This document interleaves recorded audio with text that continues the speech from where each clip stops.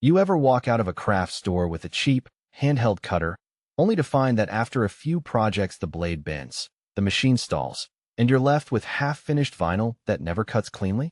I've been there, and the frustration usually ends up costing more in wasted material than the original price tag ever justified. That's why the first thing I did before hitting record was actually search the forums, watch a few day-in-the-shop videos, and read through a handful of Amazon Q&As about mid-size vinyl cutters. The consensus is clear. You either go for a reputable, feature-rich cutter that can grow with you, or you settle for a budget model that becomes a constant source of repair tickets. The 34-inch LaserPoint 3 from US Cutter sits right in the middle, promising enough power and flexibility to launch a home-based apparel line without breaking the bank. Link is in the description if you want to check the product details on Amazon. What makes this cutter different from the $150 entry-level machines you see on eBay is the built-in automatic contour cutting and the 3 adjustable pinch rollers. Those rollers aren't just a gimmick. They actually let you switch between thin adhesive vinyl, thicker heat transfer material, and even fabric-backed tapes without constantly readjusting tension. In my own setup, I've got a small workstation where I print a design on printable vinyl, load the roll, and the cutter follows the contour of the printed image without any manual tracing. The result is a clean edge that saves about 15 minutes per batch, a real time saver when you're churning out custom tees for a local boutique.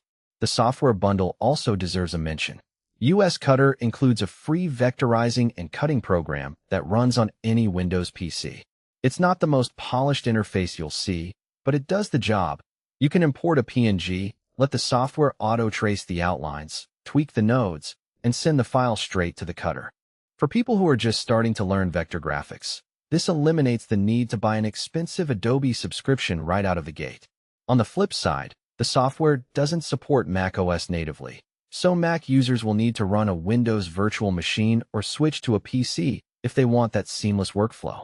Now, who actually benefits from a 34-inch work envelope? If you're a hobbyist who only makes small decals for laptops or car windows, the extra width is probably overkill. You could get away with a 24-inch machine and still have room for most projects. But if you're eyeing larger heat transfer sheets for hoodies, flag banners, or even custom upholstery, that extra 10 inches becomes a genuine advantage. The cutter's 34-inch blade can handle full-size heat transfer paper in a single pass, meaning you won't have to split a design into 2 pieces and worry about seam alignment later. That's a hidden trade-off you don't see on the spec sheet. Fewer seams, cleaner final products, and less post-cut stitching. Another practical strength is the US-based support. The listing promises lifetime phone support, and a quick test call confirmed that there's a real person on the other end who can walk you through firmware updates or troubleshoot a jammed roll. In a niche market where many manufacturers outsource support overseas, having a domestic line can shave hours off a problem that would otherwise leave you stuck with a pile of miscut vinyl. Of course, there are weaknesses that matter once the box is opened. The cutter is a sizable piece of equipment, roughly the size of a small refrigerator, so you need a dedicated workspace with a sturdy table and enough clearance for the roll holder to swing out. If you live in a cramped apartment, you'll either need to sacrifice floor space or invest in a folding table that can handle the weight. Also, the machine runs on a standard 110-volt outlet, but it draws close to a full amp at peak speed. Users have reported that cheap extension cords can cause intermittent power drops, so it's worth buying a heavy-gauge cord or installing a dedicated circuit if you plan on running it for several hours straight. The cutting speed is adjustable, which is great, but there's a practical catch. The faster you go, the more you'll see slight variations in edge smoothness on thicker materials like heat transfer vinyl. I ran a test cutting a 4mm adhesive vinyl at the highest speed, and the edges were a hair ragged compared to a slower pass. For most decorative decals that won't be under stress, the speed boost is fine. For professional-grade apparel that will go through a heat press, I recommend dialing the speed down a notch to guarantee a clean release.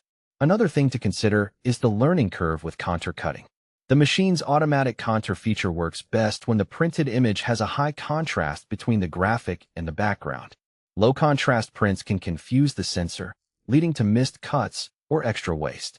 That means you'll want to invest a little time in prepping your files, making sure the background is a solid white, or using the software's Increase Contrast tool before you feed the roll into the